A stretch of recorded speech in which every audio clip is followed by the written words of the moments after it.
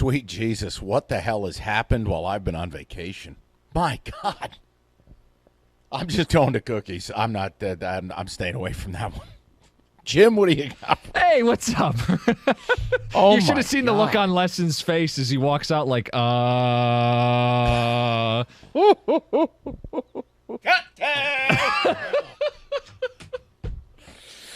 That's so awkward, man. So awkward. He looks at me. He's like, I haven't heard this God. one before. Yeah. I want to hide. Yeah, anyway, Roberto Studio's down the hall that way, and you're going to hang a right. Just No, go but this man Roberto is such a, he's such a punk because he does this, and then I'm like, yeah, I'm going to play it here. I don't know, man. I don't think so. Dude, live in the world of uncomfortable. I mean, Roberto, we're in radio, and it's not like there's nothing, well, I mean, it toes a line to a certain extent, but I mean, come on. I just mean, listen, he's part of the gang, you know? Hey, good afternoon. You want to be a part of the drop tournament with Stoney and Wojo, then you need to accept the downside, which is you're always listening. All right, let's get to far more relevant things than Gary and Richard. Cookies, this is your time to shine because you are amped following our little top 25 thing. You've got a big Michigan football thing, so floor is yours. I want to hear this. Yeah, so I mean, you tell me if I'm reading too much into this, but there's going to be a lot of this between now and when Michigan plays their first real game of the season, so use your imagination. Exactly. The QB battle. And I saw a quote from Weiss, one of the co-OCs, and he talked about running the football, and he said, our vision is directly from Harbaugh. I think that's the calling card of Michigan football. It's an all-weather conference. You have to be able to play in the cold and the rain, and running the ball is part of that. You tell me, if it's a Jim Harbaugh-led offense that emphasizes the run, it feels a lot like last year's offense, which feels a lot like Cade McNamara's offense. If you're not opening it up, why would you go with JJ McCarthy? In other words, if you're going to play the smash-mouth Big Ten brand of football from a year ago, Cade's your quarterback. And I know we're going to parse out this QB battle and QB competition for not just this month, but probably the next couple months. But tell me, if they're going to play that kind of football, if they're not going to air it out and spread it out and kind of unleash J.J. McCarthy, it's Cade McNamara's team, correct? Like, it's his job to lose. When you hear those quotes, like we're going to Harbaugh offense, calling card of Michigan football, that to me doesn't say we're getting imaginative and creative and we're going to really kind of uncork our quarterback. No, but I also think they've established what their modus operandi is. I think they're going to do the same goofy QB shuffle thing they did last year where it's primarily Cade and then, JJ's in for a read option, and then primarily Cade, JJ's in. I think it's stupid. I think you pick a QB, and I've said it from the beginning. You don't need to have some superstar quarterback to win a national title. Georgia showed you that.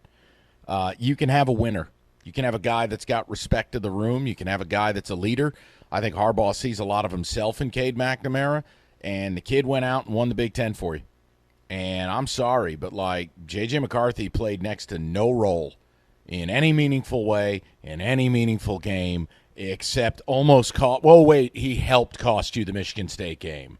And I know you've whitewashed that from reality, and it didn't happen, just like you've mysteriously misplaced the Georgia DVD. But the reality is, he didn't do anything. This was Cade's team. And when you needed a big play on the road, who was on the field to make that happen to Eric All? Cade. So I've never quite understood it, but this is what Michigan does. They did it with Brady and Henson. They're doing it now. Now, if you're of the belief that J.J. McCarthy's a superstar, cool, no problem. Order the appetizer. Make him the starter, and let's be done with the charade. You tell Cade, thanks for playing. It's been real. We're making a move.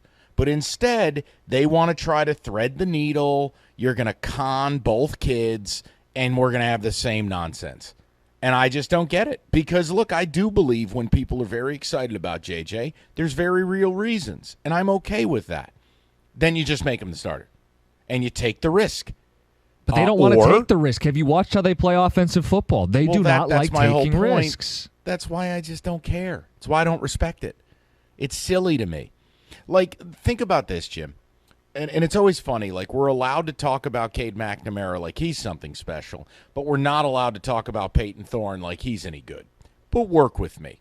It would be absolute tomfoolery for Michigan State to begin doing a QB shuffle or having this groundswell of, ooh, MSU got this Elite 11, Caton Hauser out of California. I don't care. I don't ever want to see him. Just play Peyton Thorne. We're throwing it 35 times a game. This is what we're doing. Can you imagine me coming on the air and acting as if, well, Tucker's crazy if he doesn't get this kid on the field? What? Oh, he'll play the same role JJ did early in the season. He'll play in garbage time. Maybe. So I approach it from that mindset that the guy who's basically next to undefeated as a starter, why isn't it his job? Why isn't it his team? It'd be the equivalent of Georgia looking to replace Stetson Bennett with one of their gaggle of five-star quarterback options. No? No, well, you're right. And here's what Michigan's done in the past is they've been beholden to the five-star. And we can cite any number of big names over the last 10 to 15 seasons. I mean, whether it's Joe Milton, Dylan McCaffrey, it's in his blood. Shea Patterson, five-star. Shane Morris, Devin Gardner, any number of super talented quarterbacks. Like, JJ might be special, like those guys might have been special. Sure. But when you want to play a brand of football that is throwback Michigan football, don't make mistakes football, and you have a quarterback who just did something that you haven't been able to do in 15 years, it's his job to lose. Like, and I'll admit I was wrong on this. I was someone last year who said you can't beat Ohio State with a game manager. You did. And the games matter. The results count. When you've proven you can do it, right. It's your job. And they didn't lose that game in East Lansing because of Cade. No. Cade threw for 400 yards. They lost that game for two reasons. A, Kenneth Walker just scored again, and JJ put the ball on the carpet at the worst possible time. And that exchange with Blake Corum was absolutely JJ's fault. So, and by the way, JJ was put in the game inexplicably again in the red zone on 2 or 3 series prior, and he fumbled the ball, and that could have easily been a fumble 6 the other way if Ronald Williams didn't play kickball out of bounds. So, look, if JJ is what people think he is, it should be so obvious in practice. It should be so blatant right. to all 85 scholarship players.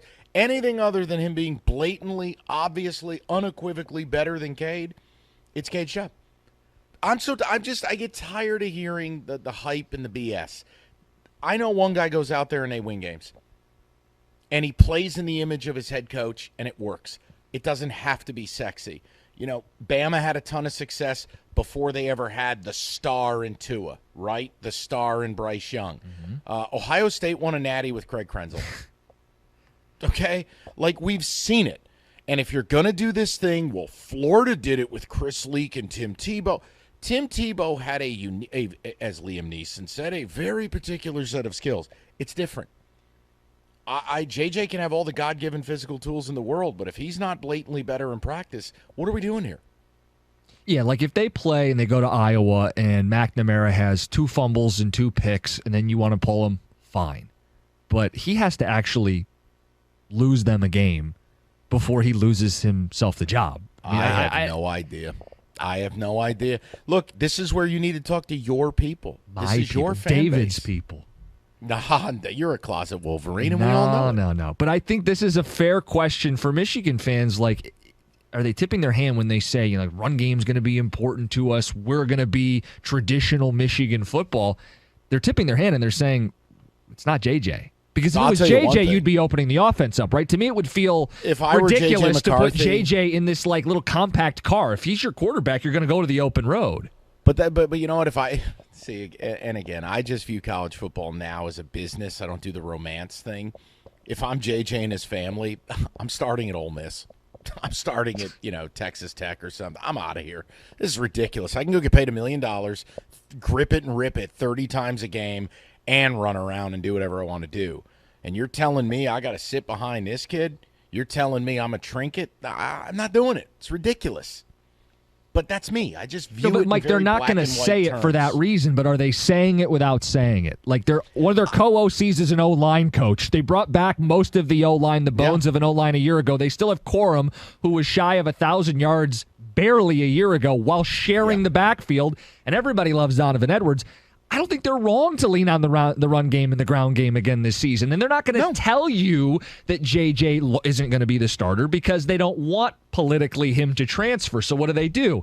It's an open competition, but we're going to play Cade's brand of football, and Cade's going to take the first snaps. And guess what? You don't have to say it out loud, but we all know Cade's the starting quarterback for Michigan this fall unless he loses it.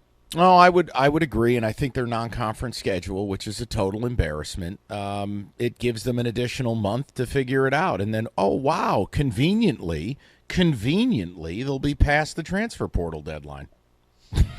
We're basically, it's the middle of the season. Like, what are you going to do? You're not going nowhere. You're going. So, yeah, I leave it to Michigan fans. I think they're overcomplicating things. I think Cade's a gamer. I think he does have those intangibles. I don't think he's terrible. And no, he's not going to be an NFL quarterback, and he's not going to be a star, and I think that's okay. I think you can make it. You can make it through, especially if you're going to play that brand of football. But otherwise, if you want the upside, stop talking about it and just be about it, and just name JJ the starter, and Cade will go on his way, and there'll be some hurt feelings, and nobody will care. Throw the number out to your people. This is your fan base.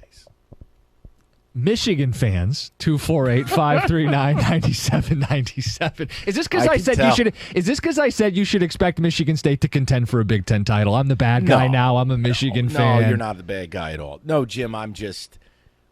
Yes, could those people call in 248? Yes.